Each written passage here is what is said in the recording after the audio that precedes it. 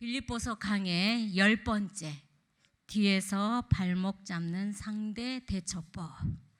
우리 담임 목사님의 이 설교 제목을 어떻게 이렇게 잡으시는지 제가 되게 난감했어요. 그러나 목사님의 말씀을 해석하시는 그 깊이와 넓이를 함께 묵상하면서 역시나 라는 은혜를 받았습니다. 오늘은 빌립보서 강의 10번째 시간입니다. 여러분 명절 연휴 잘 보내셨지요? 예, 저는 오늘 새벽에 4시에 나오는데요. 3일 동안 차를 파킹을 해놔서 배터리가 다 다른지 모르고 시동은 걸렸어요. 그런데 내리막길에 주택가를 빠져나오는데 브레이크도 안 먹히고 아무런 작동이 안 되는 거예요. 그대로 달려서 완전히 제가 황천길로 갈 뻔했습니다. 근데 그 순간에 위트가 반짝이더라고요. 핸드브레이크 걸고 그 다음에 주차 드라이버 기어를 피에다 놓고 최대한 핸들만 잡고 방향만 잡았습니다. 그래서 조금 넓은 도로로까지 나오면서 이게 이제 내리막길이 아니고 약간 오르막길이 되다 보니까 차가 이제 더 이상 가지 않아서 멈추게 됐고, 얼마나 떨리는지 몰라요. 한 200m 정도의 주택가를 빠져나와야 되는 상황이었거든요. 그리고 나서 다시 시동을 끄고 다시 켰더니 이제 걸리지 않는 거예요. 그래서 오늘 설교는 어떡하지?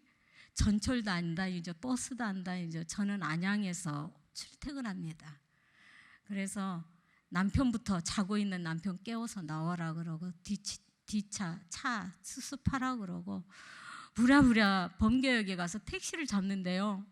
오늘 이 새벽에 얼마나 택시 줄이 서 있는지, 젊은 애들이 밤새 애들이 먹고 마시고 놀았던 애들이 택시를 잡을 수가 없는 거예요. 그래서 다시 또 아파트 쪽으로 올라가 가지고 거기서 긴급 잡고 여기에 5시 한 10분쯤에 도착을 했습니다.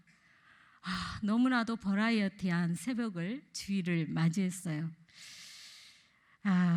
저는 이렇게 명절을 이렇게 마무리했는데 여러분들은 아마도 고향 방문이나 가족 여행 등으로 이동을 많이 하셨을 줄 믿습니다. 우리는 평소에 명절이 아니더라도 고속도로를 자주 이용하게 되죠. 그런데 그 고속도로에는 속도 제한이 있는 거 다 아실 것입니다. 보통 시속 100km를 초과하면 카메라에 찍혀서 과태료를 물리게 되기도 하죠. 요즘에는 암행 단속이 있어서 과속 단속을 참 엄하게 하고 있는 것 같습니다. 그런데 여러분, 고속도로에 최고 속도 제한도 있지만은 최저 속도 제한이 있는 거 아시죠? 몇 킬로죠? 맞아요, 50km. 왜 이렇게 50km 최저 속도를 또 제한해 놨을까요? 고속도로라는 색다른 특이한 상황에 있는 도로에서 너무 느리게 가면 도로의 흐름을, 교통의 흐름을 방해하기 때문에 오히려 너무 느리게 주행하면 또 과태료가 물리는 것도 여러분 아시지요? 그러한 것처럼 우리의 신앙생활도 이와 비슷한 면이 있다는 것입니다. 신앙생활을 자동차 주행에 비교하면 너무 느리게 달리는 것도 문제이지만 또 너무 빨리 달려가는 것 또한 문제라는 것이죠. 느리게 달린다는 것은 무엇이겠습니까? 복음의 본질을 받아들이지 못하고 있는 모습일 수도 있습니다. 아니면은 예수 그리스도 안에서 복음으로 새롭게 변화되는 것을 거부하고 있는 모습일 수도 있습니다. 반대로 너무 빠르게 달린다는 건 뭐예요? 너무나 열성적으로, 열심으로 신앙에 심취하여 오히려 복음의 모습에 해를 끼치고 있는 그러한 신앙인들도 있다는 것이겠죠. 이렇게 빨리 달리는 성도들의 특징은 뭡니까? 다른 성도들의 신앙을 무시합니다. 그리고 자신의 신앙 기준으로 잣대를 들이대며 판단하는 경향이 아주 많이 나타나고 있습니다. 오늘 빌립보서 3장의 내용은 바로 이러한 관점에서 함께 들여다보며 은혜를 나누고자 하는 것입니다. 바울은 빌립보 교회 성도들에게 지난 주일 2장까지 해서 성도다움과 교회의 연합, 교회의 사명을 제시해 주었습니다. 도시의 영성을 새롭게 하는 교회가 될 것이며 이러한 새로운 도시의 교회로 선한 영향력을 미치기 위해서 연합하며 또한 겸손을 연습하고자 하는 권면을 2장까지 나누었습니다. 뿐만 아니라 예수 그리스도의 마음을 품고 새 노래를 부르며 새로운 의식의 변화까지도 권면해 주었습니다. 그러면서 자신의 자랑스러운 영적 친구들인 디모데와 에바브로디도를 믿음의 친구들에게 소개하면서 자신이 없어도 믿음을 지켜내기를 성도들에게 권면했습니다. 그런데 여러분, 3장에서 들여다보니 또 다른 문제가 빌립보 교회 안에 있는 것을 알 수가 있습니다.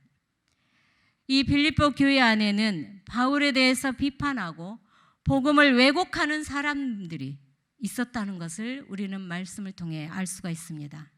이러한 부류의 사람들이 말과 글로써 빌립보 교회의 연합과 겸손의 훈련과 여러 가지 새로운 가치관의 변화의 훈련을 방해하는 모습을 우리는 말씀을 통해 볼 수가 있습니다. 그들이 누구입니까?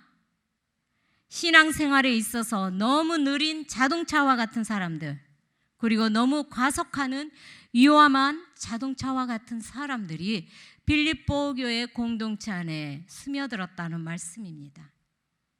이러한 두 부류의 그룹들이 오늘 변화를 거부하는 교회 안에서 그들이 활개치고 있는 모습들을 통하여서 우리 한국 교회를, 우리의 교회를 다시 한번 조명해보는 은혜가 있기를 간절히 바랍니다. 2절에서 보면 이들을 바울은 정확하게 표현하고 있습니다. 그들에 대해서 개들을 삼가하고 개들이라고 표현하며 행악하는 자들이고 몸을 상해하는 자들이라고 표현하고 있습니다. 2절에서만 봐도 이 삼가라는 단어가 3번씩이나 나올 정도라면 바울은 지금 그 누군가를 조심하라고 지금 아주 강조하고 있는 것을 알 수가 있습니다. 이렇게 바울이 조심하라고 외치는 이들은 바로 누구입니까? 육체의 할례를 주장하고 있는 유대주의자들입니다. 이들을 바울은 심지어 개라고 아주 모욕적인 욕을 하고 있는 것입니다. 반려동물이며 한 가족인 강아지를 폄하하고 있는 게 아니라 여러분들은 지금 무슨 말인지 이해하고 있는 줄 압니다. 사랑스럽지만 그래도 개는 개 아니겠습니까? 우리 말에도 개보다 못한 사람, 개 같은 사람, 이러한 말을 종종 들을 때도 있지 않습니까? 그 어떤 비교보다도 가장 수치스럽고 모욕적인 비교가 아니고 무엇이겠습니까? 이러한 비교의 단어를 바울이 서슴없이 그들에게 사용하고 있는 것입니다. 뿐만 아니라 이 유대주의자들을 바울은 또한 행악하는 자들이라고 비난까지 하고 있습니다. 행악하는 자들, 그들이 공동체 안에서 무슨 큰 범죄를 저질렀을까요? 아니면 도덕적으로 윤리적으로 아주 못된 짓을 했을까요? 그것은 결코 아닙니다. 바울은 이들이 신학적으로 의로움에 대한 가르침, 구원에 대한 가르침을 왜곡하고 있는 절대적인 복음의 진리를 지금 변질시키고 있는 아주 위험한 자들이기에 행악하는 자들이라고 비난하고 있는 것입니다. 유대주의자들은 율법을 잘 지키면 그것이 바로 자신을 의롭게 하는 것이라고 행위를 강조하는 자들입니다. 율법을 잘 지켜야 구원을 받을 수 있다는 것이며 의롭게 될 수 있다는 것이지요. 그런데 여러분, 우리가 의롭게 행한들 이러한 게 가능할까요? 우리 스스로가 구원에 이룰 수 있을까요? 누구보다도 율법주의자였던 이 바울이 예수 그리스도를 만남으로 인하여 그 사실이 불가능하다는 것을 경험하였습니다. 그래서 바울은 빌립보 성도들에게 다시 한번 복음이 무엇인지를 가르치고자 하였던 것입니다. 우리가 구원을 얻는 것은 육체적 할례인 종교적 행위를 통해서가 아니라 오직 예수 그리스도를 통하여서만이 가능하다는 것을 다시 한번 빌립보 교회 공동체의 모든 성도들에게 가르치고자 하였습니다. 그런데 이 바울이 투옥되어 있는 이 틈에 유대주의자들이 바로 교회와 성도들을 지금 어지럽히고 있는 것입니다. 예수도 중요하지만 율법도 중요하다라고 얘기하는 것입니다. 의롭게 되려면 예수님을 의지하고 믿는 것도 필요하지만 동시에 나 자신이 뭔가 어떠한 행위를 해야 된다라는 것을 지금 가르치고 주장하는 무리들이 빌립보 교회 안에 나타났다는 것입니다. 참으로 복음으로부터 심각한 이탈을 가져오는 오류가 아니고 무엇이겠습니까? 바울이 그렇게 힘을 주어서 오직 예수를 외쳤는데 이 유대주의자들이 들어와서 예수 플러스 율법을 지금 가르치고 있는 것입니다. 여러분, 빌립보 교인들은 바로 이방인들입니다. 헬라 지역에 있는 교회입니다. 그러니 이들에게는 육체적인 의식을 통한 할례를 비롯한 이 율법적 신앙이 참으로 경건해 보이고 신비해 보였던 것이 모양입니다. 그래서 빌립보 성도들이 유대주의자들의 가르침에 꽤나 흥미를 느끼기 시작했던 것 같습니다. 알고 보면 오늘날 우리들의 모습에서도 그러한 모습이 있지는 않을까요? 예수 그리스도를 믿고 신앙생활을 하는데 이스라엘 사람들이 왠지 부러울 데 없습니까? 구약의 율법을 경건하게 지키는 그들의 모습이, 그들의 경건의 모양이 우리보다 훨씬 더 특별해 보일 때는 없었습니까? 바로 그러한 이유로 지금도 구약의 내용을 지나치게 의존하며 가르치는 제7일 안식일 교회나 또는 여호와 증인과 같은 이단들이 오늘날도 건재하고 있는 것입니다. 그래서 이 바울은 유대주의자들을 행악하는 자들이라, 악한 일을 행하는 자들이라고 감히 비난하고 있는 것입니다. 사랑하는 여러분, 예수님에게 향해야 할 시선을 자꾸 사람에게로, 자신에게로 돌리고 있으면서 오직 예수가 점점 흐려지게 하는 이 문제가 단지 그때만의 문제일까 싶습니다. 마지막으로 바울은 유대주의자들에게 몸을 상해하는 일을 행하는 자들이라고 빌립보 성도들에게 말하고 있습니다. 여기서 몸을 상해하는 일이란 무엇일까요? 육체적 할례를 의미하고 있습니다. 의롭게 되는 것은 예수뿐만 아니라 율법이 필요한데 이 율법을 지킨다는 상징이 곧 할례이지요. 그래서 이방인인 빌립보 교회 성도들에게 이 육체적 할례를 받아야만이 구원에 온전하게 이룰 수 있다라고 가르치고 있던 것입니다. 그런데 우리도 알다시피 바울은 이 할례에 대해서 무엇라고 말씀하고 있습니까? 이 할례는 육체적 할례가 아니라 마음의 할례가 진정한 할례라고 로마서를 통해서 가르쳐주지 않았습니까? 그래서 바울은 3절에서 이렇게 말합니다. 마음의 할례를 입은 자들이야말로 하나님의 성령으로 봉사하며 그리스도 예수를 자랑하고 육체를 신뢰하지 않는 너희들이 진짜 할례파이다 라고 다시 한번 그들의 정체성을 명시해 주고 있습니다.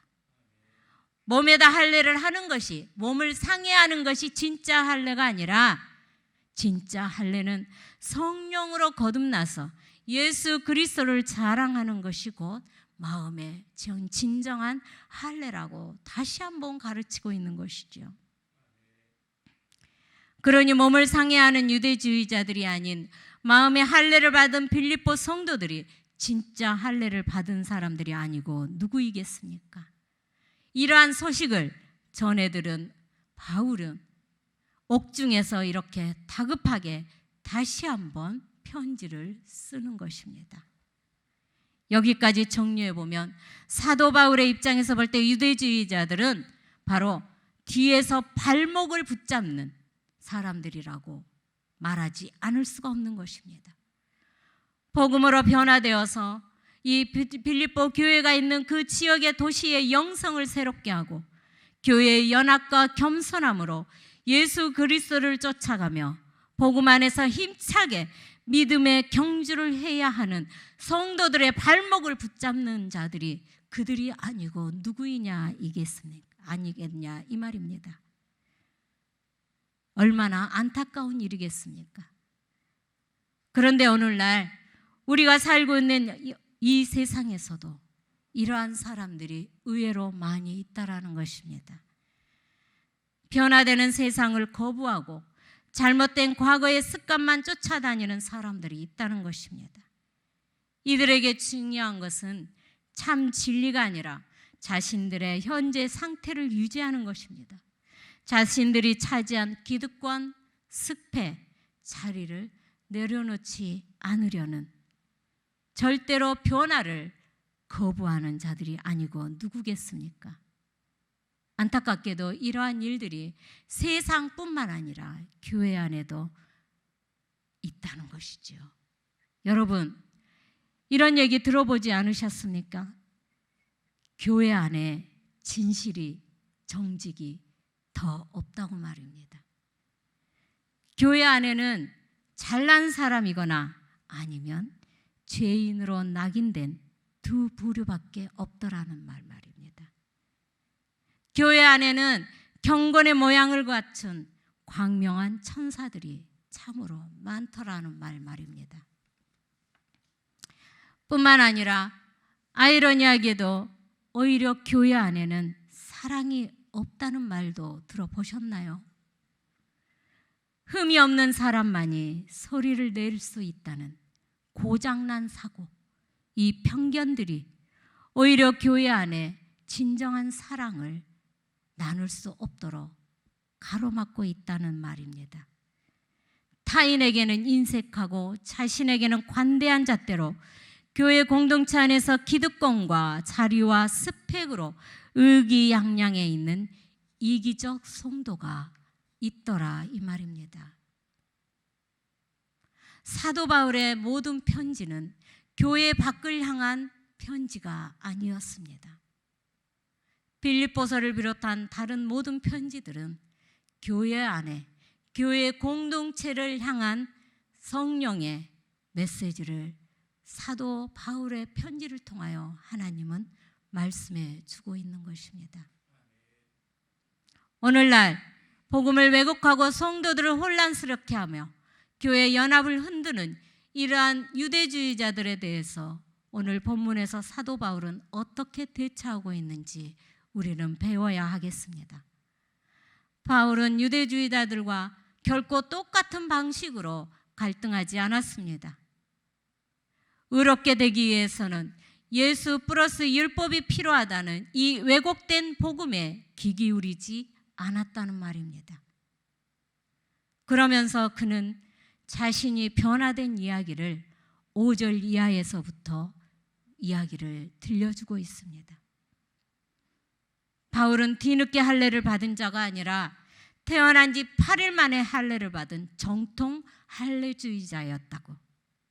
뿐만 아니라 종교적으로만 유대인이 아니라 이스라엘 순수한 족속이었다라고.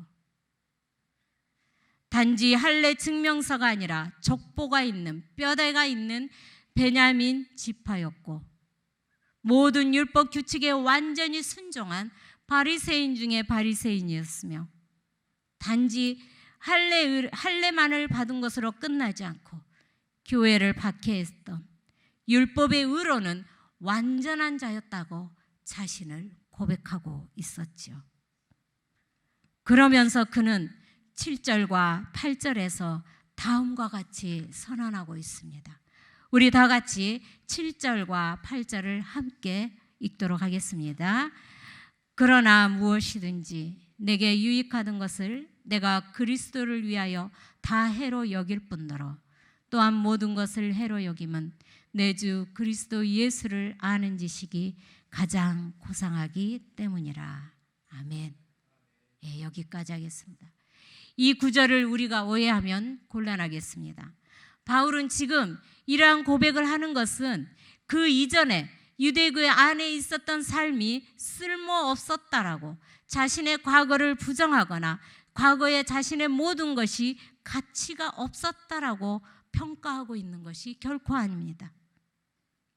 오히려 바울은 예수 그리스도 안에서 그리스도를 알아가면서 자신의 모든 그 과거를 뛰어넘어서 진정한 의로움이 무엇인지를 알게 되면서 예수 그리스도가 최고로 소중한 가치이며 다른 모든 것은 상대적으로 아무것도 아니다라는 것을 깨닫게 됐다라는 말씀입니다. 그러니 바울이 이제 율법에 대해서 죽었다라고 감히 말하고 있지 않습니까?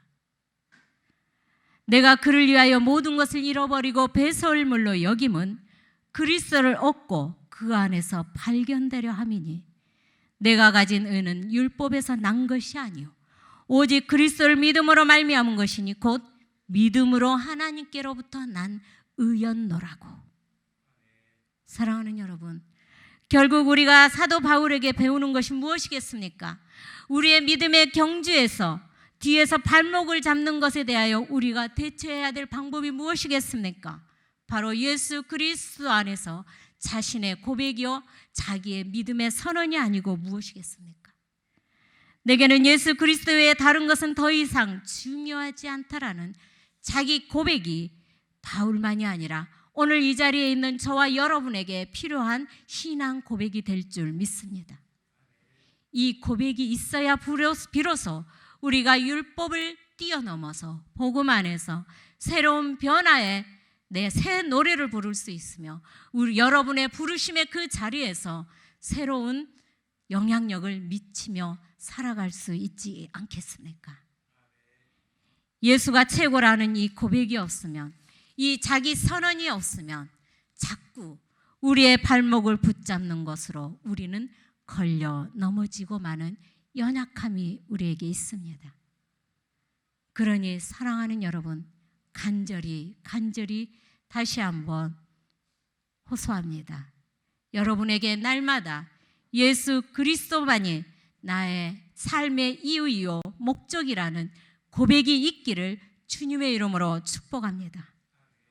우리가 그토록 소중하게 생각했던 것들이 예수 그리스도를 만나고 나서는 아무것도 아니었다라는 이 고백이 있기를 주님의 이름으로 축복합니다. 이러한 고백이 있는 사람이야말로 세상을 넉넉히 이기며 그리스도의 빛을 바라며 믿음의 경주를 끝까지 달려가게 될 줄 믿습니다.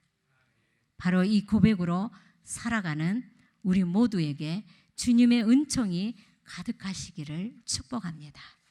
기도하겠습니다. 사랑하는 주님, 우리에게 자기 고백이 있게 하여 주옵소서. 예수 그리스도만이 내게 최고라는 고백이 날마다 입술에서 마르지 않게 하여 주시옵소서. 남이 대신해 주는 것 말고 우리 마음 깊숙한 곳에서 예수님이 최고라는 고백이 삶을 통하여 울려 퍼지게 하여 주시옵소서. 그리하여 뒤에서 혹시 발목을 잡는 상대가 장애물이 있더라도 넉넉히 이기며 믿음의 경주를 여전히 전진해 나아갈 수 있는 믿음의 사람들이 되게 하여 주시옵소서. 예수 그리스도의 이름으로 기도합니다. 아멘.